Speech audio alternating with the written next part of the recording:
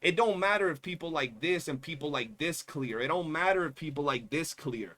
They'll always bring in an excuse. Well, they're simply sweaty players. Well, they have signature weapons. Well, they have good echoes. Well, they have premium teams.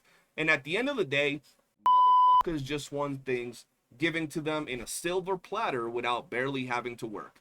Ladies and gentlemen, so as you guys know, we recently got the new changes to Tower of Adversity, and there's been a lot of mixed feelings. A lot of people say it's an absolute problem. It's pay to win. People cannot clear it unless they have like hyper optimized accounts with the latest and greatest 5-star units and their signature weapons, or if they put money into the game. So what I want to do in today's video, first off, is give y'all my opinion. I want to show you other creators' videos and see what they had to say, because you guys wanted me to react to two videos in particular.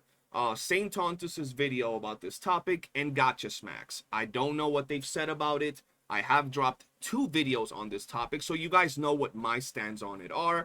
And then on top of that, you guys send me a bunch of videos by some other creators talking about the topic. So I want to see some of the things they had to say and just show you what they've done. I kind of had a little bit of a peek at some of the things they've done, and it's quite interesting. So I don't know exactly where we're going to go or what some of these creators are going to say, but I'm interested to see what the overall opinion from you guys, the viewer, and I'm always down to chat it up and share opinions, because at the end of the day, if you can sit down and debate and just have a constructive conversation, that's all that really matters. So let's hop on in and check out Saint Tantis' video, and we're gonna have to see what homeboy has to say.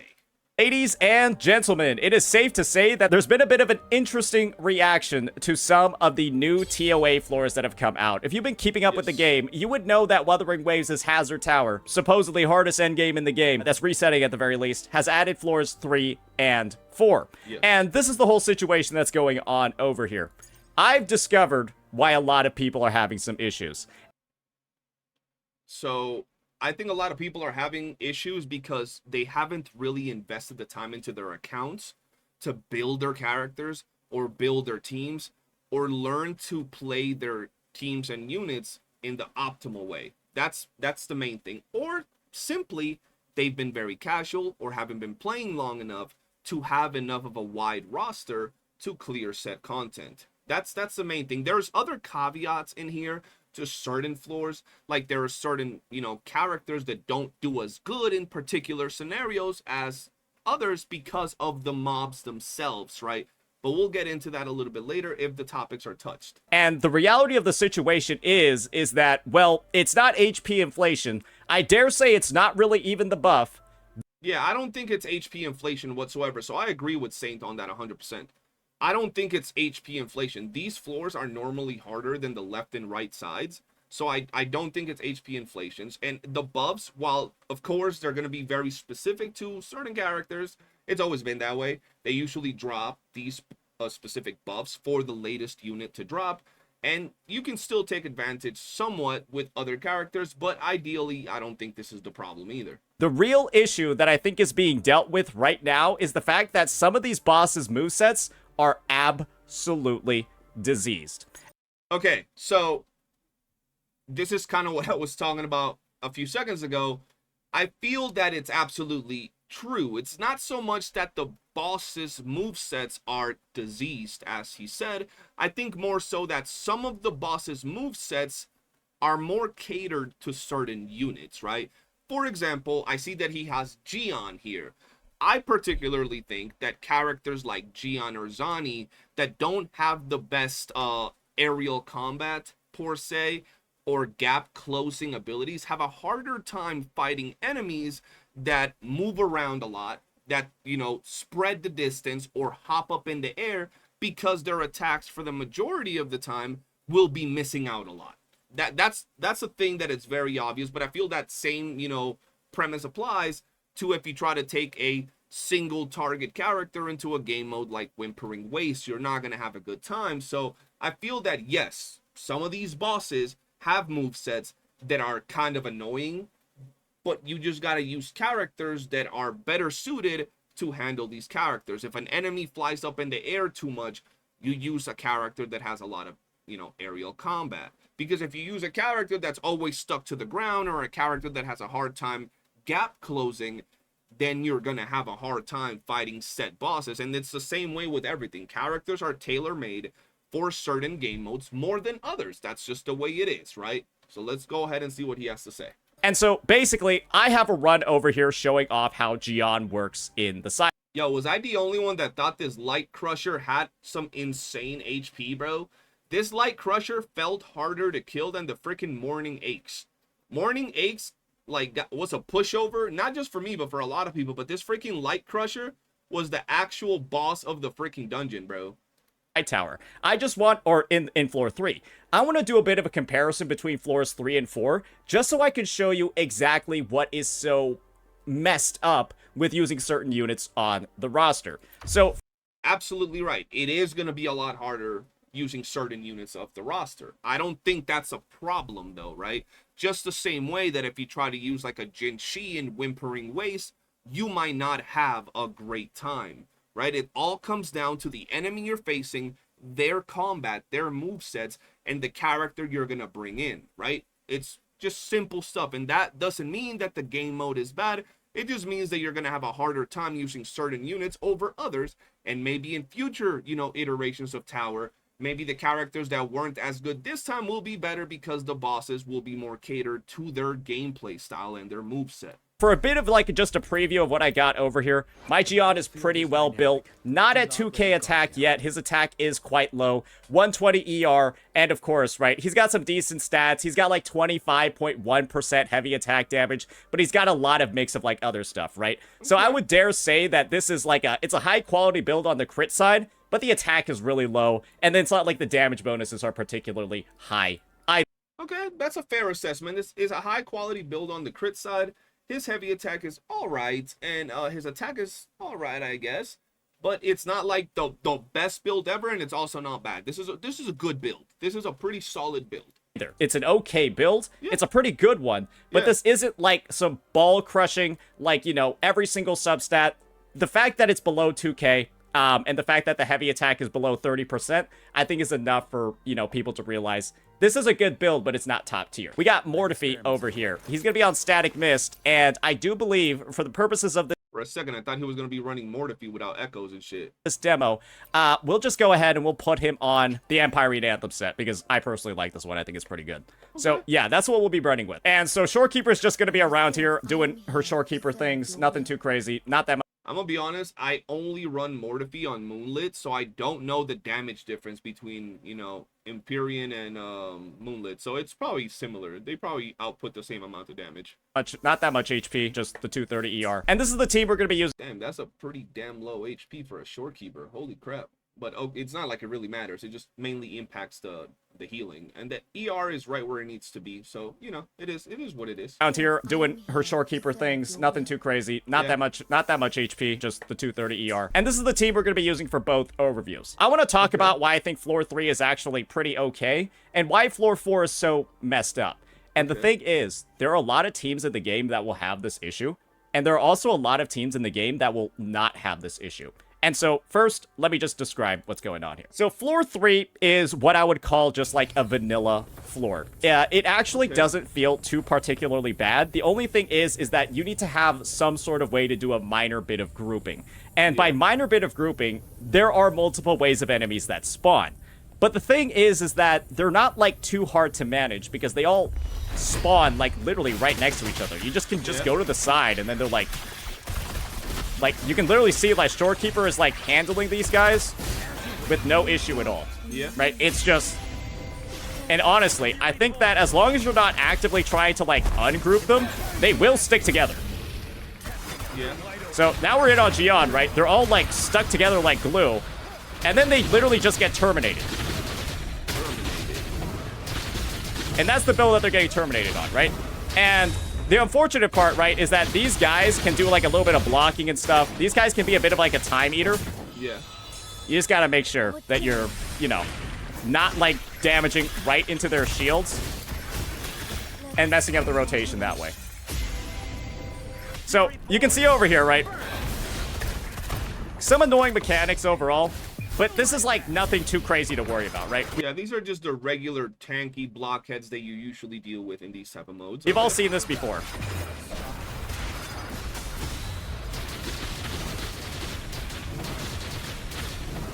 And now we got this guy, and this guy is kind of this guy's a problem. This Lightcrusher, chat, is tanky as hell, bro. Like, damn. This Lightcrusher is, without a doubt, one of, like, the most painful units of the game. Oh, by the way, my Gion is S1, but we won't be using his S1. Okay. His S1 basically gives him 2 charges of his skill. We'll be making sure only to use 1 across all the gameplay. So, Okay. yeah. I can basically make it seem like he is S1. I've always found it funny how getting S1 on characters, it's not like a pay-to-win thing. It could be a luck thing. It could be simply you like the character, you skip a couple banners, and you go for the extra S1, maybe even S2 in some scenarios. But you get crucified by the community if you use a character with S1. Well, the only reason you beat it is because you have S1 or because you have dupes in your character, bro. Like, hey, bro, he's going out of his way to do it without the use of his S1. So, hey, power to him, I guess. So you can see over here, right? We got very good timing. Okay, yeah, okay. Maybe I should have waited until he touched the ground first. Yeah, he just completely ate our liberation and did not get damage from it. Okay, yeah, we're gonna restart that run. Oh my god, no. Just as a quick note, the Hecate Echo like auto parries. No, what are we well, doing? Okay, I was about to say. He has a tendency to like jump around a lot. And you want to make sure you break him while he's jumping around. So you're going to notice over here, right? Okay, he's jumping around right now. Once again, you guys see how the Lightcrusher moves around a lot? This is exactly what I was talking about regarding some characters not being good against certain enemies. If you have a character that's doing all it is, moving, you know, going up into the air, there are certain characters that are better at gap closing, at chasing after the target. There are characters that have long range for their attacks, right? Where there are others that are more stationary and will attack around, you know, their close perimeter, their close area. And that's why characters like, for example, an enemy that moves like this, I personally think that Gion, or a character maybe even like Zanian, we're not talking about the elemental resistances, just the move sets and the combat, are not the best, right? They're just not the best because they don't have the ability to like attack air enemies that are up in the air or enemies that are moving too much, like we just saw with him missing out on that liberation. Could be fucked, or Mortifi hits him out of the air. He does landing damage. That is so ass. Yeah, he does landing damage, just so you know. You will get knocked back. But that's the main thing you want to focus on, right? And this is one of the rough parts about using this character in this TOA at the very least. Gion has a bit of an issue, right? Where he can't really dodge as much during his animations as other characters. Yeah. Otherwise, once again, that's another thing when it comes to mechanics. There's a lot of characters that if you dodge too much, you kind of miss out on a lot of their damage. It's different when you have a character that delivers their damage via a big burst, right? To a character that goes into a specific mode that you gotta like do damage with, like Gion, for example. If you spend too much time dodging and all of that, you won't really get as much damage out as ideally you'd want to. It's like a massive DPS loss. And when this TOA really rewards characters that are able to like dodge seamlessly with their animations, he's a character that suffers. Yes. There are plenty of other units with this issue. Think like your Jinsees and stuff like that. Yes. That kind of really just want to like face tank attacks. Gion is one of those characters as well, right? And the nice thing is that this Aches breaks really fast. And you're beginning to see, right? Oh, this Claire is looking really good.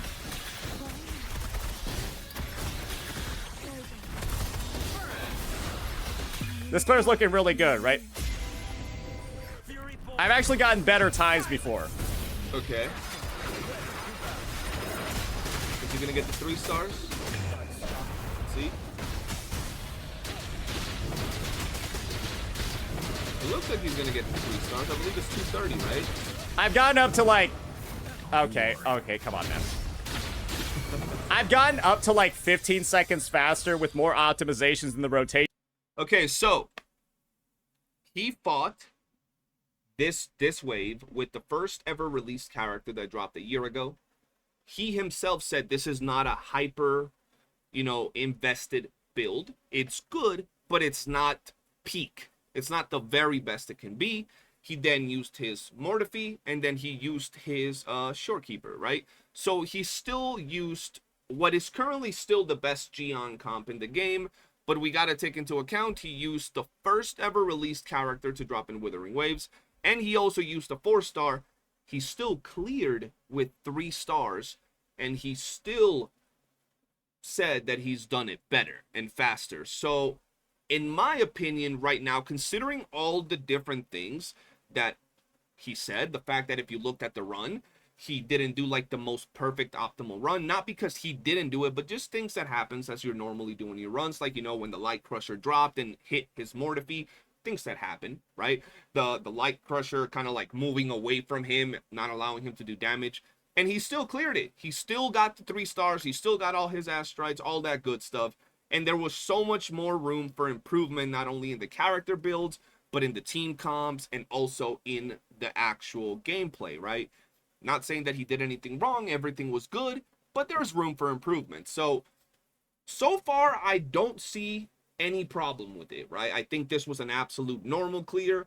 I think he did show what he was trying to show, and I think the message still remains. If you pick the character that would have had an easier time dodging while still delivering damage, or chasing after the characters, it would have been a lot easier to clear this wave, like he himself said. Okay. Naturally, that one was a little bit slower because I was giving live commentary the entire time.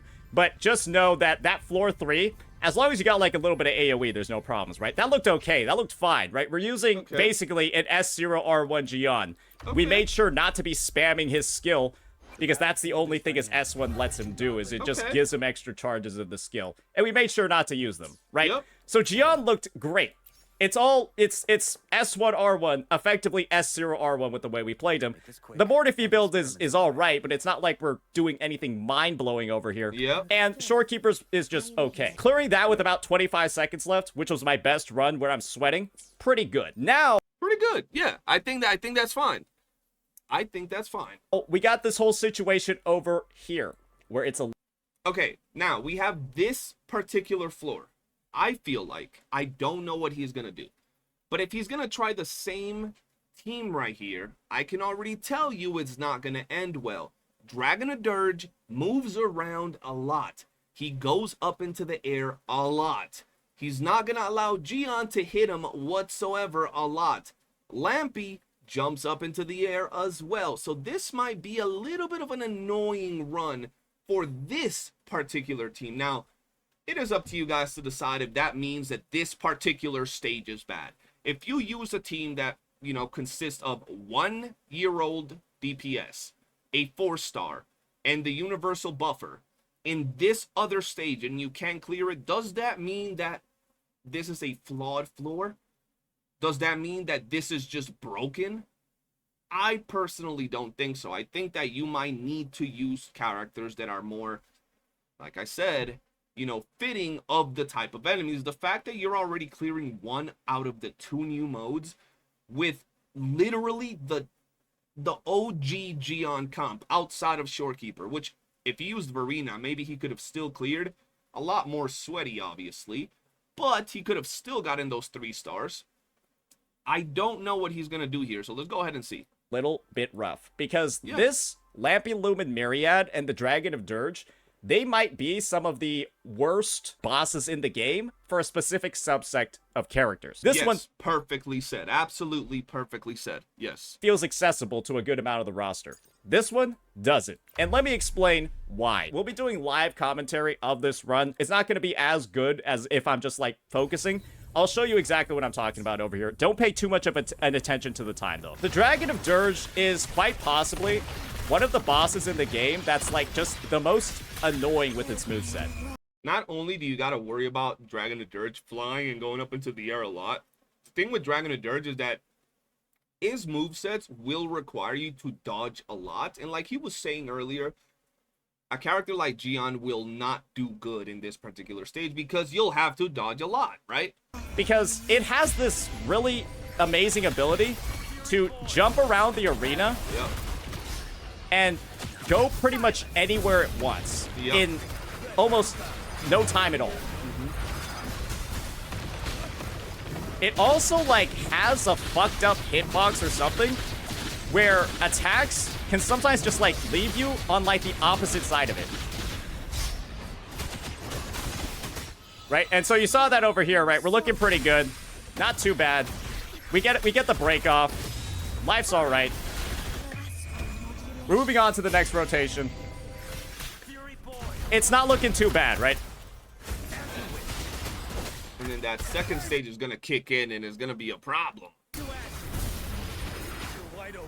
We're making sure to go to Gian every once in a while to use the skill. We're not using it too often, right? I got to wait until that shit is about 2 charges. And now I can use another one, right? The time's looking pretty good.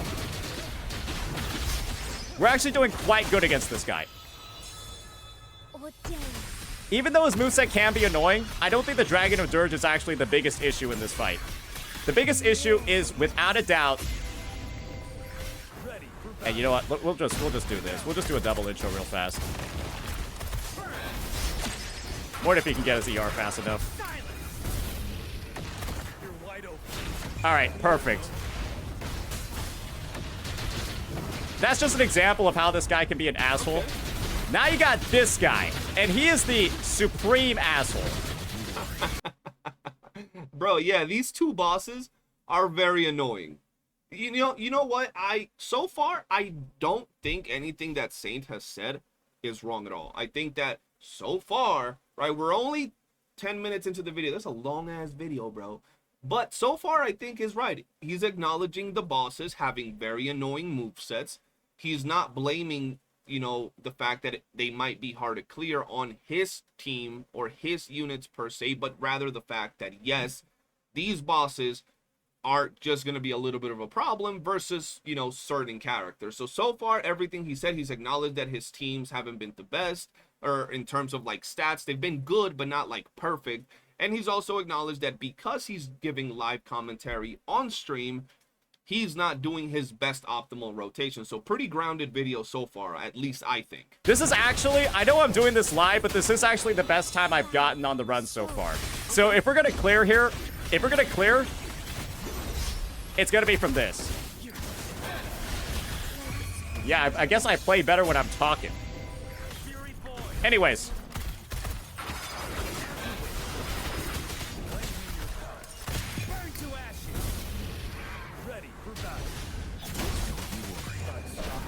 Solid.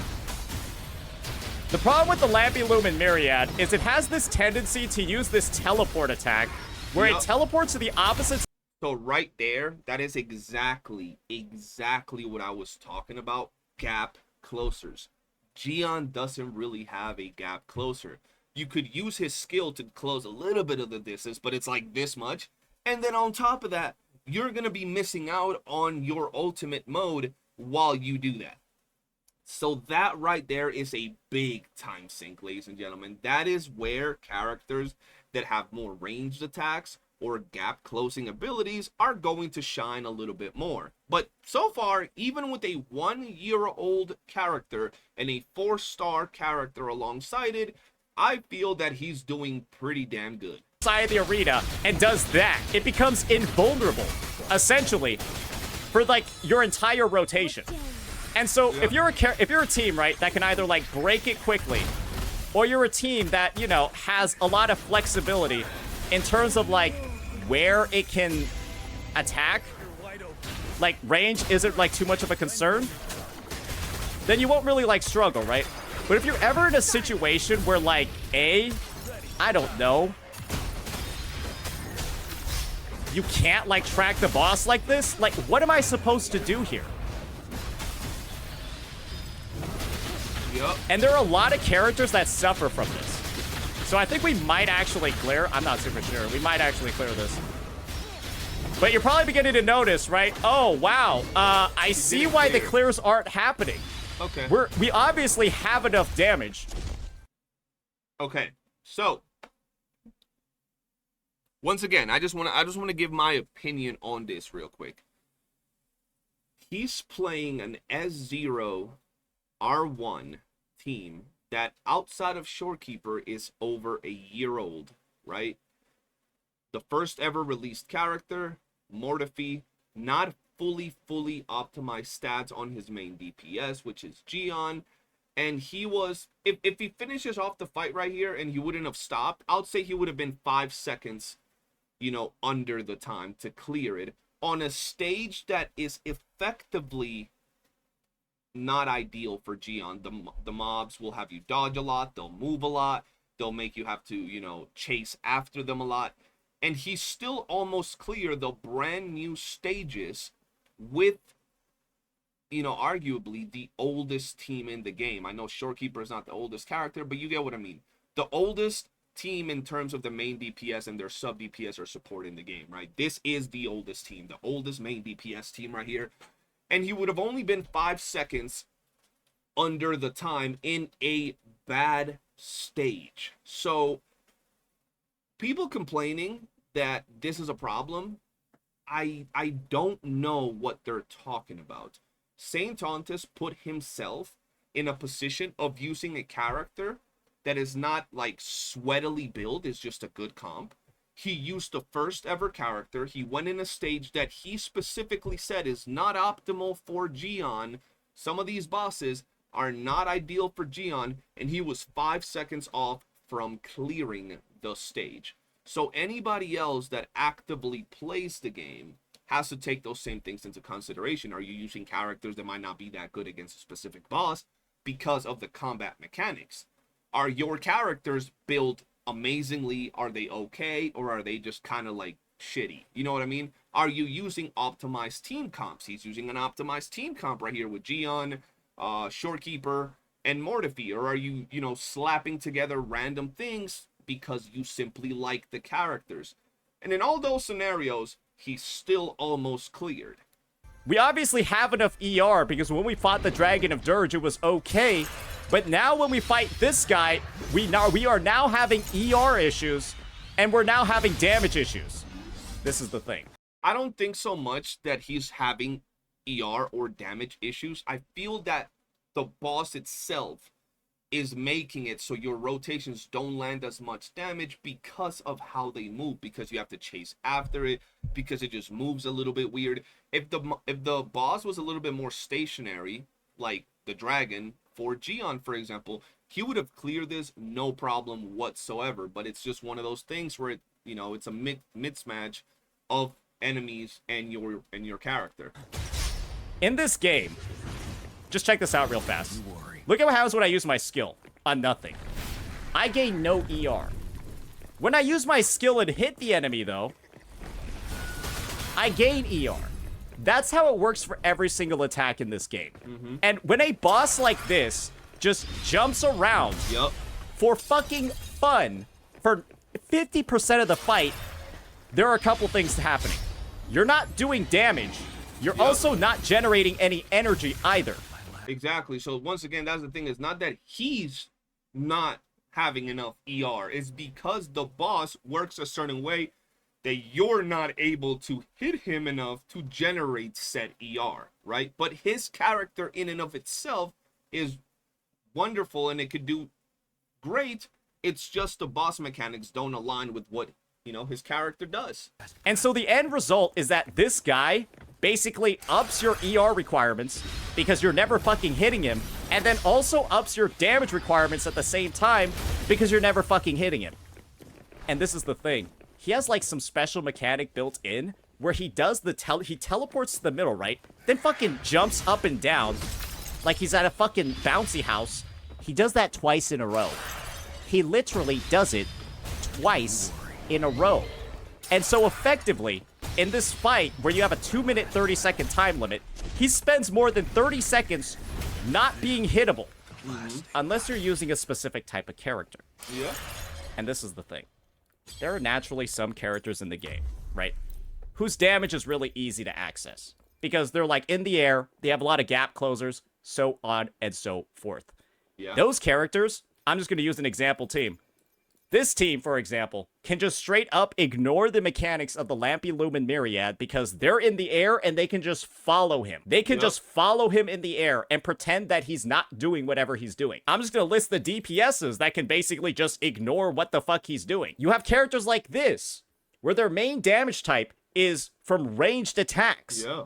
And so, when the guy's in the air, I know Carlotta's probably not the best pick because she's Glacio, but I'm sure you could use her. You'll be shooting them in the air. And so you can just ignore the fact that he's jumping up and down and just damage him the entire time. Yep. No ER or damage issues there. But the thing is, when you're using some other units on the roster, and I'm just going to put them here, you're fucked. I genuinely think I literally said Zani and I said Gion specifically. I specifically said these two characters at the very beginning of the video. you're actually just screwed because you just won't be able to damage the guy for 30 seconds while he's jumping up and down. And the fact that this boss is doing it twice in a row is honestly a little bit criminal. To just give you guys like a little bit of proof of exactly what I'm talking about over here, I'm going to go ahead, I'm going to pop on over to a previous recording that I had on stream today. I'll show you all literally what I am talking about over here. Oh my god.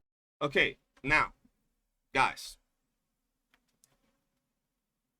I don't know. From what I've seen so far, everything he said is logical reasoning, right? Everything he said so far is logical reasoning, very well explained with everything he said. Now, I don't know if the final message of this video is going to be like, yo, the tower has a problem because I can't use my Gion in certain modes. Or the tower has a problem because certain bosses aren't good versus certain characters. I don't know if that's the message. Or I don't know if the message is going to be like, just use characters that are better suited for certain enemies. But I'm going to pause the video right here because we have a whole nother video. I'm already 30 minutes in and I got to react to another video. And we're going to do it in this same video. Double reaction to two creators. And I just got to say this. I don't see this as a negative because I don't think that you should be able to have a perfect matchup against every single boss with every single character. There are different gameplay styles for not only your own characters, but also the enemies, right? If Gion was perfectly fine clearing one of the stages without a problem, and he can clear like one of the sides, no problem, I don't see why you would use the metric, and I'm not talking about St. Tantis, I'm talking about other people making a problem out of this. I don't see why you should use the metric that Gion should have no problem clearing every single side, every single boss, and every single enemy with no problem whatsoever. We have currently different types of game modes already in the game that show us how certain characters are better suited for certain combat scenarios. We have Tower, where you might have certain enemies, or at least up to now, where single target for the most part was a lot more suitable. And then we have Whimpering Waste, where you want characters like Furlova that are better at fighting AoE enemies or, you know, waves and things of the sort. So it's the same type of scenario. So what I'm going to gather from St. Tantis' video is the fact that some characters are better suited for certain bosses and certain others are better for others. But you can still clear the brand new floors even with characters like Gion, just like St. Tantis did. And if you guys go out of your way and maybe invest into making an even better build, you might even clear the other stage with your Gion, just like he almost did. That's what I'm going to gather from that. Now, I want to hop on in to the next video, right? And maybe I'm not giving enough time to the St. Tantis video, but I think he did some pretty good explanation. And I'm just going to use that part of the video to explain to you guys one of the things that I really wanted to talk about, which are certain characters are just simply not that good for certain stages. And that's absolutely fine because there are different builds, different play styles, different movesets, and all of that between our characters and the bosses. But you can still clear even with 1-year-old units. Now, we're going to move on over and we're going to take a look at our next video by Gacha Smack. And this one is titled The Truth About the New Endgame Content in Withering Waves. And you guys know I watch Gacha Smack often here because you guys like me to react to him. So let's go ahead and see what he has to say. All right. This is one hell of a nuanced topic. I'm gonna try my best to be as fair but shoot as straight as I possibly can. Okay. Why is he lagging his mic? Does power Turn it creep lagging? officially Okay, there we go. exist in Wuthering Waves? Is HP inflation now a thing in Wuthering Waves? First off, power creep has always existed in Wuthering Waves, but it's never been problematic due to the ability to still be able to have skill expression, get good skill to the point where you comfortably clear all in-game content. 100%. There's always been an increase in the characters' kits, the way they play, maybe even the damage they deal, right? That's always been a thing, and it's understandable. That's just the way it works in these games. But once again, there has been power creep, but there hasn't been a power creep problem. He said it perfectly. I've heard him say that line before, and I 100% agree with it. Let me state and clarify one more time when I view power creep as a problem. It's when the baseline of the game's difficulty has been compromised by HP inflation and then power creep, meaning the newer characters are much stronger than the older characters. And if you're somebody who's very skilled at the game and you do your rotations properly, you're dodging, parrying, and all that jazz, and you're still struggling to clear the in-game content, we now have power creep that is problematic. Okay, yes, that is absolutely true. I do think that is absolutely true. Once again, though, I feel that there's a little bit of a caveat right here, and a little bit of a sprinkle of something that you can put in there. If you were to go into a stage where the enemy, for example, flies a lot, moves a lot, spreads the distance between you and the enemy, and then you use a character that is very static, that stays in place, right?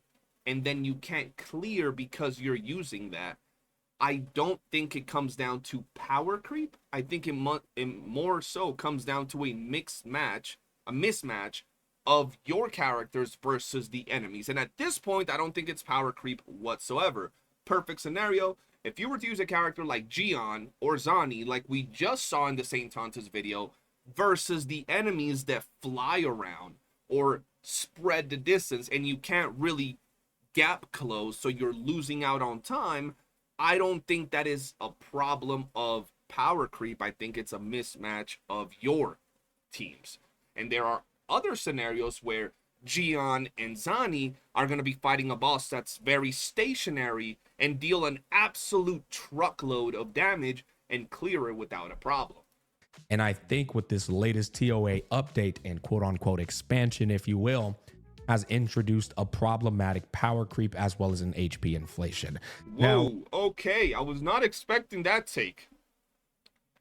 The new tower has introduced a power creep and an HP inflation. Now, I can't tell you guys that I specifically know how much HP the bosses have. It would be really nice if we could see, like, in their health bar, the number of HP points that they have. So we know exactly if there's been an HP inflation problem. Maybe there has.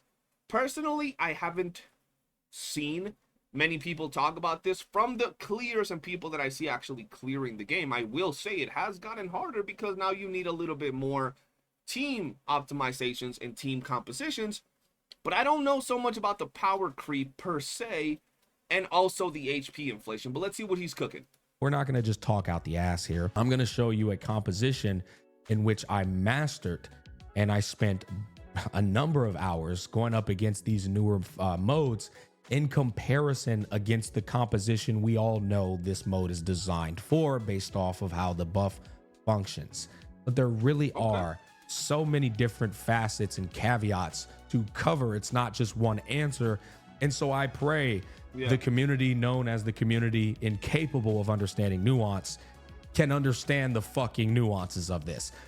Yeah, I feel that. I mean, I don't know what he's gonna say, but nuance and a lot of the little caveats that could go about, you know, the clears, the characters, the rotations, you know, the matching of characters versus enemies is very important. If you don't understand that, you're gonna find a lot of reasons to find problems and say that the game mode is the problem, or that the you know, HP inflation or the power creep is the problem. And a lot of times I feel that understanding the nuance and the caveats that could change the outcome of the battle is what really determines what's going on in the game. First, I want to start off with, my voice sounds a little bit better. I want to start off with the buff. The buffs. Okay, so I see that he cleared using Zani. He cleared 3 stars with using Zani and Rover. So he wasn't even using the premium Spectral Frazzle comp, and he was able to clear the Dragonadurge Lampume. And now, I don't know what he's going to say. But I just want to say this, and I said the same thing to a lot of you guys on my other video. If you're not using the premium comp, right, which is putting Peebs in here, and you're still able to clear, and you're still able to do it with your free-to-play S0 R1 characters, I don't think it's a problem, even if you had to, like, sweat or, you know, be good with your rotations, because there has to be some like, leverage, per se, when it comes to, like, the devs and the game and all of that. So either you're going to put a little bit of money into the game, you know, to make your life easier, or you're going to learn your rotations and optimize your gameplay. One of the two, or both, I guess. But if you say that it's a problem that, you know, putting money makes it easier, but you're also going to say that getting good is a problem because you shouldn't have to sweat. At this point, you're asking for things to be a little bit too easy. You just want things given out to you. So I'm glad that he starts off showing that he still cleared everything in the middle tower, which is the real problem. The side towers ain't really a problem for nobody. Says you gain a 30% heavy attack damage bonus. Yes. This obviously doesn't apply to a lot of characters, but Yeah. this is one character it does apply to. One of my favorite character in the game, Zani. Okay. And she's a perfect, like, case study in comparison to how she's going to perform against somebody like Augusta. Now, you get a shield, you just have to pop your ult, and it's a 4-second internal cooldown. You take 10% less damage, and you get an increase of 16% damage, stacking up to 3 times. Yeah. Which re-triggering it will reset its duration, right? So this is a universal buff. If you ult with anybody, the shield will be applied. So long as you don't get hit or the shield stays on you, you get full benefits. It's not like it's only applied to Augusta. It's just easier because Augusta just applies a shield every time she attacks, right? But this is very much so a universal buff with a skill issue attached to it. Well, with that understanding, I've prepared 2 showcases for you guys. One with the Zani comp and then one with the Augusta comp. The Zani comp took me 30 fucking tries to get a perfect run. Oh. And I do mean it's a damn near, as close to possible, perfect run. The only time I get hit in the run is intentional hits just to finish my Spectral Frazzle application from the Spectral Rover to place onto Zani to charge her up so she can enter her ult. As you know, there's a lot of micromanaging Spectral Frazzle when you do not have Peeb. And if you're somebody who goes, well, you don't have Peeb, you're only feeding in to how power creep is problematic. I hope you understand that. Okay, so here's my thing regarding that whole conversation. Can you clear without Peeb? Yes, you can clear without Peebs. You can do it. Is it going to be harder? Yes. Are you going to have a sweatier time doing it? Yes. Now, what is the point of optimized and premium team compositions? Well, to make the whole synergy of the team work better. It's not only in a game like WoWa, it's in every single game. There's always going to be premium team comps. It's not just this game. We're not talking about the fact that you cannot clear with Spectral Rover. We're talking about the fact that if you had Peebs, it would be a lot easier. And that's the point of optimized premium comps. Just like right here, he has the optimized fusion comp. Now, if in here you were rocking something else, it would maybe work a little bit different, right? So just like here, he has the premium comp to do the best rotations and the best damage.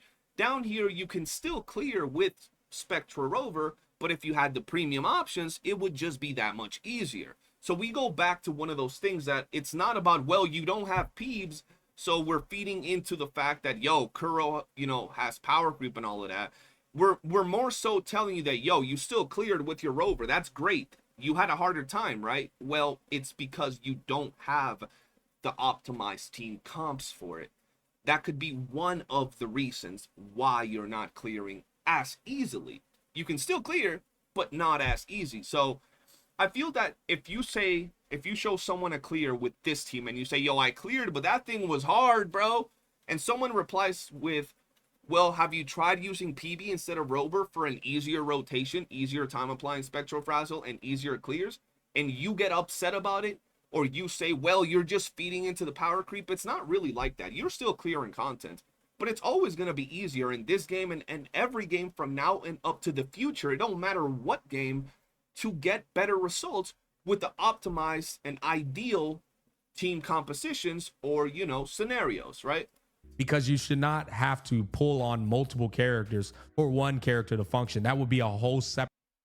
And that's a whole nother thing that I absolutely agree with. Zani is a character, and this doesn't apply to everybody, that is a lot more restrictive because she needs Spectral Frazzle to function as smoothly as possible, but she doesn't apply Spectral Frazzle herself, which is an absolute idiotic thing by Kuro devs. They were absolute morons when they did that, because that's just stupid, right? So it's not about, yo, you should pull another character for this character, you need it. It's more so like, yes, it's always going to be a scenario where you'd want the premium team comps and the best partners for your characters, but when it comes to Zani, more so than others, she's very restrictive to dealing out her full damage potential without a character like Peeps. At least we know that you can clear using Spectral Rover and not needing Zani's premium, you know, option. It'll just be a little bit sweatier and a little bit harder.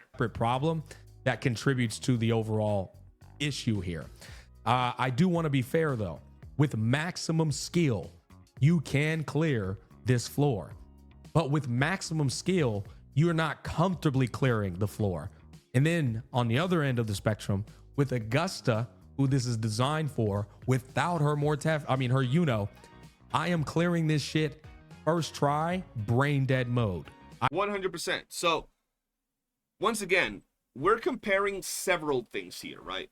A character that is a lot more free to play friendly and a lot easier to build, which is Augusta, who has the tower floor, or the floor buff specifically tailor-made for her, versus one of, if not the most restrictive main DPS unit when it comes to getting their damage potential. So there's already a lot of caveats when you're comparing the two things, right? You're comparing, you know, and I'm not talking about gacha. This is my particular, you know, analysis of this. It is a lot easier to clear with Augusta because, one, the specific buff is tailor-made for her, and two, Augusta's kit in and of itself is a lot more free and loose when it comes to dealing her damage output than the Spectral Frazzle team, and that's just the reality of it. Also, I think that Mortefi is a much better partner for Augusta than Spectral Rover is a partner for Zani. I think that Mortefi, especially if you haven't, you know, max duped, is offering so much more than what Spectral Rover is offering to Zani. And he's doing it like this. Mortefi's rotations and Mortefi's, you know, damage amp, he amplifies a whole bunch of things, is working super smooth with Augusta. Whereas when you play this comp right here, even though you can still do everything, it feels a lot sweatier from the jump. I'm sure if you go back to Smack's first ever video regarding this, or anybody's video that talked about this team composition, you got to quick swap a lot more. You got to do a lot more with the Spectral Rover Zani team than you would with a Mortefi and Augusta team. With the Mortefi Augusta team, it just feels like it's already a premium team comp. It just smooth flowing, boom, boom, Augusta, it's over, right? With this team, you're doing a lot more things to make sure your Zani functions at optimal, you know, functionality. I did 2 first try runs and had like 50 seconds to spare on the clock. I did not lock in with Augusta on this. And if I do, I'll have no question. I'll have 1 minute to spare on the clock. I might even have more than that if I lock in. I was locked the fuck in on the Zani comp. I even tried Camellia, Rochia, and Shorekeeper, and this comp didn't have enough skill expression due to Camelia's spin. where I'm going with this. Camellia spin will lock you in place while these dudes be fucking flying, juggling their balls, flip-flopping all over the screen, and Camellia will just be in there, like in the center of the screen. So yeah, I agree with what he said. We've reached a baseline compromise to where the HP increase of these two mobs is now a problem for you to like use older squads and still get the full clear time. So let's go back to what he just said right there. Older squads, HP increase of these two mobs is now a problem for you to like use older squads and still. Okay, so here's one thing that I'll have to disagree, right? When we talk about his first statement, which is Camellia, right, and her skill expression, and you look at characters like, or enemies like Dragon of Dirge or Lampiumin, the problem doesn't necessarily come, and there could be HP inflation, I just want to throw that out there, but let's talk about what I really want to say. When you look at a character like Camellia, she's more so locked in place. She doesn't have gap closing abilities like that.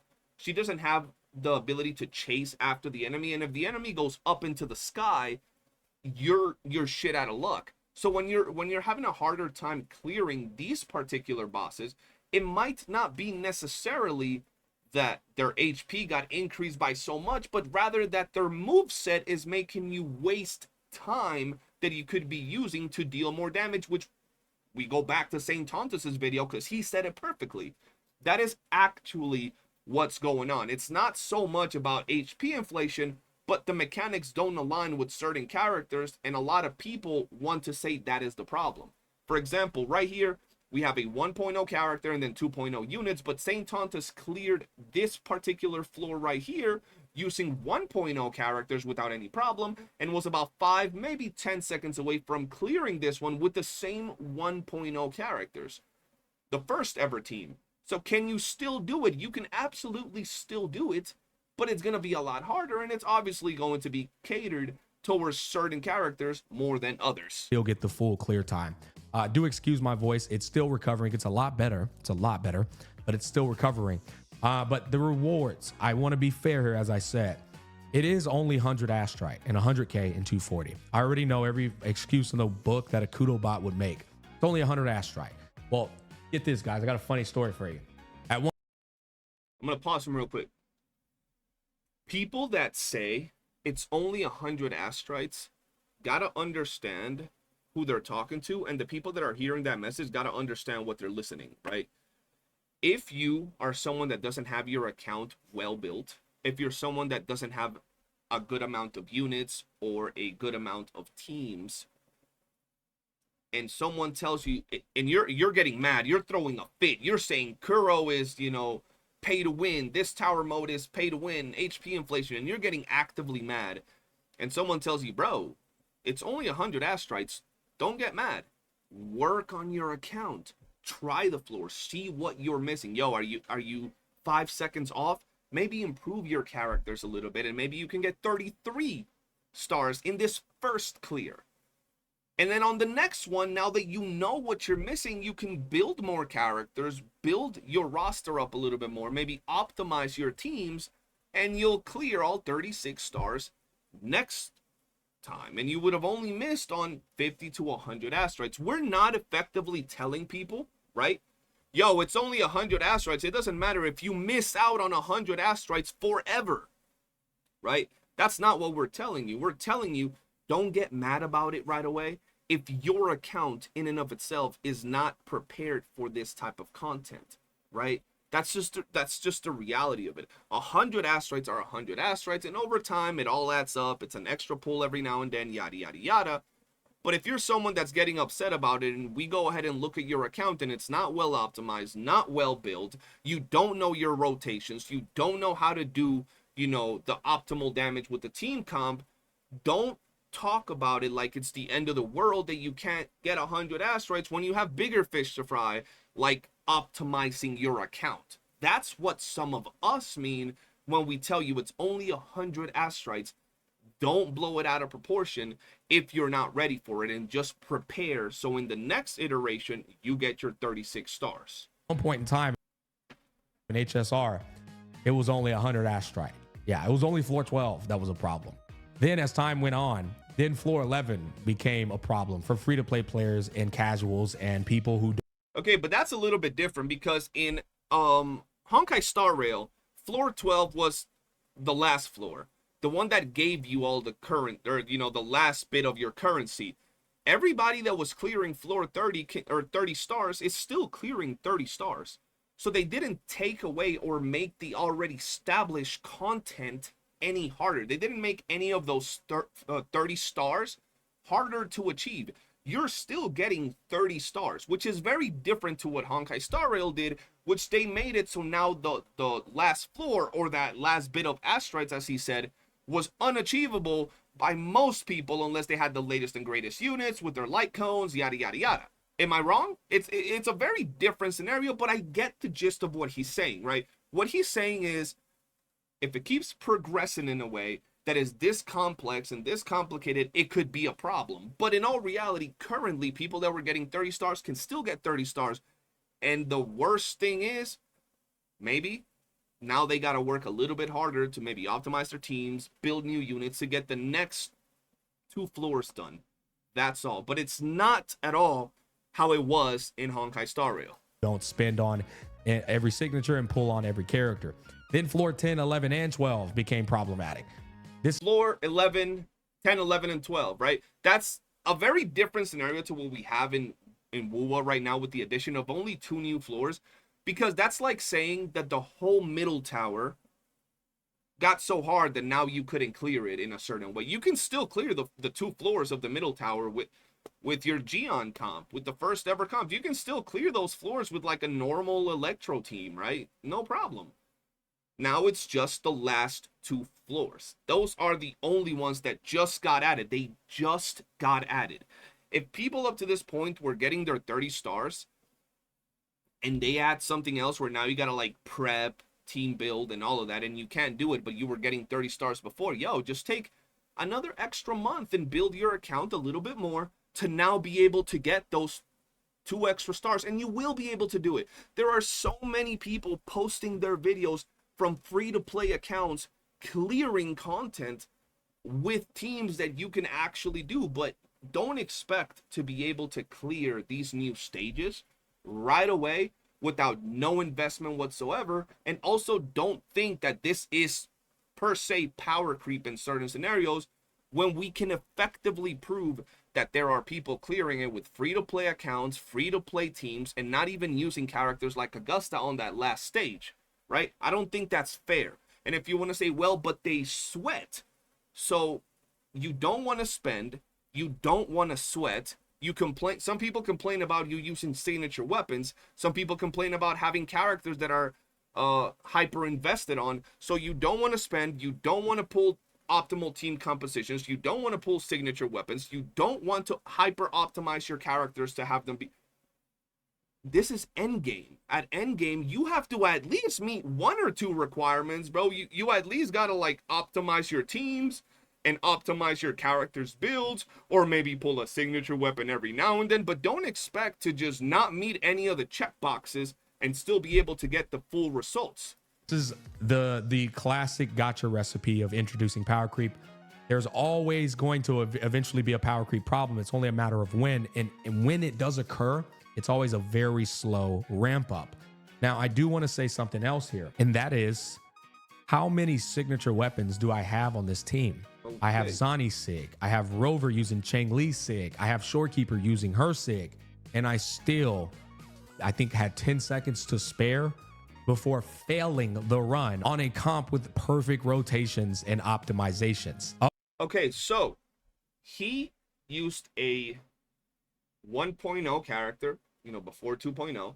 He used the free MC and then just 1 character from 2.0, right? He didn't get full advantage of the tower buff, and he still cleared with 10 seconds to spare with sweaty gameplay. To me, that's a win.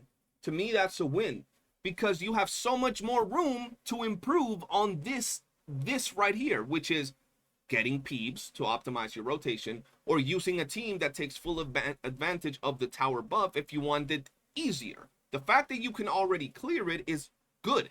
That's a good thing. The fact that you can clear it with characters like this, with teams that are not like fully optimized or premium teams, as some people like to say, it's already a great thing for free-to-plays, knowing that you might have to sweat, but you can do it. But also knowing that you can make it easier for yourself by maybe using the optimized team in this, buff, or maybe using the premium team comp with the peeps will make it easier for you, is also peace of mind. Because if it was one of those scenarios where he was using the optimal team, right? He was using Zani at S0R1. He was using Peeves at S0R1. He was using Shorekeeper. And this buff was specifically tailor-made for this team. And he was still struggling, like barely able to clear, if even able to clear. That's where we got to go for Kuro's neck. Because at that point, they're specifically telling you, yo, you need dupes. Yo, you need to get dupes on your character, on your signature weapon. You got to give us your money, and that's where it's a problem. But the fact that you can clear for free with characters that are, Rover, the free MC, with your Zani not using her optimized best in slot partner, and in a floor that you're not taking full advantage of, still allows you to clear it as a free-to-play and should not be that big of a problem. Now, how long is this goddamn video? We're an hour into this video. This is one of my longer videos that I've done in a while, and I don't know what else Gacha Smack is going to get into this video, because this is also another one of them longer videos, and it's funny I say that with a 1 hour long video, right? Right? But let's talk about the next thing that I actually wanted to react to, which is things like this. I made this video right here. This is my video. And this is where I talk about the new Tower of Adversity doesn't have a massive problem. Now, the reason I made this is because people were saying that it has a massive problem. And I go out of my way and I show a lot of people clearing the tower with compositions like this. People are saying that they have a problem with it because it's making them, have to have characters like Augusta. Now, keep in mind, this is not the middle tower. What I'm trying to show with this right here is that this opens up your main characters, your main premium 5-star units to be used in the middle tower that people are having a problem with. If you're able to clear with a 4-star Lumi, then the last floor, a Sanhua and a Verena, this opens up all your premium teams for you to clear the other stages, right? This opens up the ability for you to use your premium Havoc team in one side, or your premium Zani comp, or your premium Augusta comp in the middle tower. That's what's giving people the problems. And if we go back and look at some of the other clears, right? Look at this, for example. And I think he does have a dupe or two, maybe more, I'm not sure, into this guy right here. But clearing this first 3 floors with an Alto. We go back to look at this dude right here, bro. Clearing one of the sides with a Jinshi comp. Jinshi, a free-to-play Yuan Bu and a Baija, and he cleared up this side right here, allowing him to use his newer characters, stronger characters, for the floors that are giving him problems. Because let's be honest, if you've been playing for a while, you have quite a few characters just laying around that you might have built, and the fact that you could do it and free up your newer characters for the harder floors is kind of a big deal. We go back over here and look at something like this, where you're still using characters to clear. You have your premium current Arrow team clearing both of these stages, and then you have your Camellia, Shorekeeper, and your 4-star out here clearing the first 2 floors, no problem whatsoever, and opening yourself up other floors by using things like this. Your Yang Yang to clear the first 3 floors on one side, and then one team to clear the final boss on one side. And I believe he did the same thing with the other one right here, where he used Shishia to clear the first 3 floors, and the same fusion team to clear this last floor. And then it goes on and on with multiple people doing the same thing, right? We have the homie John out here doing the same thing. And then the reason I brought this one up in particular was because he's a different type of player. He's someone that will skip 4 or 5 banners and then hyper invest on one unit. So for example, he'll skip like 6 banners, and then when he finally sees a unit he likes, he would have skipped 6 banners so he can get them a couple of dupes, he can get them their signature weapons, yada yada yada. And then there's many case scenarios like this. For example, this guy right here, who used Yao and his Yin Lin to clear one of the towers, and then the Glacio team to clear this one right here, and then he freed himself to be able to clear with his other team compositions, which should be somewhere in here like this. His brand new Augusta with his Mortifeet, and then his nice little Cardathea and Siakona right here. But this is just a couple of people. I want to show you more. Here we have the homie Wallenstein, and we know Wallenstein is a player that has a high skill when it comes to his gameplay. He says the new tower is hard, but we have Rover. So he used Rover, and I looked at the very beginning of the video, but I don't remember, right? So he uses Rover. This is floor 4, which is the floor that a lot of people are having troubles with, right? He used Rover, Sanhua, and Shorekeeper, which is a free-to-play MC, a free-to-play 4-star character, and just, you know, the general Shorekeeper. And I believe he clears the entire stage. Now, let me just double check. There we go.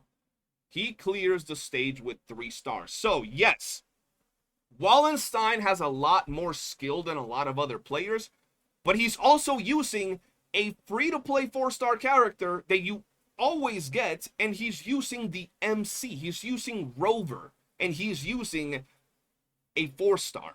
So if you use premium teams and you just get a little bit good, you should ideally have a much easier time than Homeboy, because he specifically used a character that we all have, a 4-star, and then Shorekeeper. So if you want to say that, yo, but it's because he has skill, maybe you can get a little bit good and use characters that aren't the optimal, you know, free options. You can use one of the limited banner characters that might do a little bit more damage than Rover, right? Because if he can do it like this, I'm sure people could use it or beat it with other characters that aren't maybe as weak as Rover. Not that Rover's weak, but premium characters tend to be a little bit stronger, right? Now, I'm sure his build is cracked. He has a very good build. 322 crit damage, sheesh, that's pretty damn good. He has some solid crit rate, considering you still got the buffs from Storekeeper, and then he has some pretty nice attacks in here. So he is very well invested into his Havoc Rover, but once again, it is a free freaking character that we all have. So if he can do it, so can you. And if you don't want to sweat as much as he normally does with his quick swaps and shit, you could use other characters like Augusta, Cardathea, shit, I don't know, Frolova, just other characters that work around the same. But let's say this is not enough. Let's say that's not enough. We move on over to this other channel called Spoolie M. This guy has 2 videos clearing the tower. And I believe you guys told me he does S0R1, and by the thumbnail, he does say S0R1. So this is Cardathea, Zani, Augusta, Mortifeet clearing Tower of Adversity in 2.6 with 36 crests. So he used the strongest characters that we currently have available to clear the tower. But then he said, you know what? That's not enough. That's not enough. We're also going to go ahead and use Gion. We're going to use Carlotta. And we're going to use Frolova. 3 other characters, also S0R1, to clear the tower. And he has no dupes on any of these. He shows everything right here. He shows his gameplay. And then he shows himself clearing absolutely everything, bro. Everything that you need to clear is shown right here by this dude. So you can go ahead and check for yourself how he does it. So not only are we out here showing you a bunch of people in my video, we have Wallenstein clearing with a free-to-play comp. You have another dude clearing with 2 different entire teams clearing the same, or 2 different entire videos using completely different teams in each video, clearing this at S0 or 1. But let's say that's still not enough. Now, you guys also sent me this video, and it got a whole lot of views. So I'm guessing this guy is legit. Now, I don't know if all these dudes be cheating, glitching. I don't know. That's up to you guys to decide. But y'all sent me this video. Another dude that cleared with 12, 12, 12. And it says, new era, free-to-play, no limited, tanky Tower of Adversity. 2.6, 36 stars. So, let's see what teams he used. Okay, so for one side, he used all 4 stars. All 4 stars. 1-year-old 4 stars. Not just like the newest 4 stars, which is still kind of old, but he used Shishya as his main DPS, Yang Yang and Varina. Okay. For the middle tower, what the fuck? For the middle tower, he used some shit. Okay. Interesting. And then for the side tower, he used this thing right here. Now listen, gentlemen. I don't know what to say. I'm gonna be honest. I have no idea how this man did this. That is absolutely insane, bro. That is pretty damn impressive. The fact that he's using his rover to go ahead and clear these stages with a freaking Yuan Wu and a goddamn Sanhua and a Verena on his team is absolutely insane. And I guess it is able to be done because we've seen Wallenstein clear with his Havoc rover. It's just impressive that this dude didn't even use Shorekeeper for that matter. I'm guessing right here, yeah, he has every single floor, every single fight. So you guys can go ahead and see what is this dude doing, right? But the whole concept behind this particular video is to say, guys, where do we say it's a matter of skill issue or simply a lack of preparation? Trust me, and some of you will not make it here. If you made it here, say Uno's toes in the comment section. When do we officially say it's a lack of preparation or a lack of skill and not blame it on the game? Trust me, guys, if Kuro goes out of their way to make it to where you need dupes to clear content, where you absolutely have to have dupes to clear content no matter what, everybody, all of these creators will be up at arms. All of these people, me, Spoolie, Wallenstein, Muyach, freaking all of these people clearing from my community, Gacha Smack, Saint Tantis, everybody will be up at arms. But right now is one of those scenarios where it's like, either you get good by getting a little sweaty with your teams, with your builds, and with your rotations, or you make it easier for yourself and optimize your teams by getting their premium comps, or maybe getting them a dupe. There are so many ways to make the game easier for you without necessarily having to spend money or throw a bunch of dollars at the wall, hundreds of dollars. You don't have to do that. The fact that all these people are still able to clear, things like this, bro, right, is absolutely insane to me. People want to still say that, no, it's not possible. You have to use the latest and greatest characters. And then some guy comes out and does some BS like this, and you just want to say, well, he got sweaty.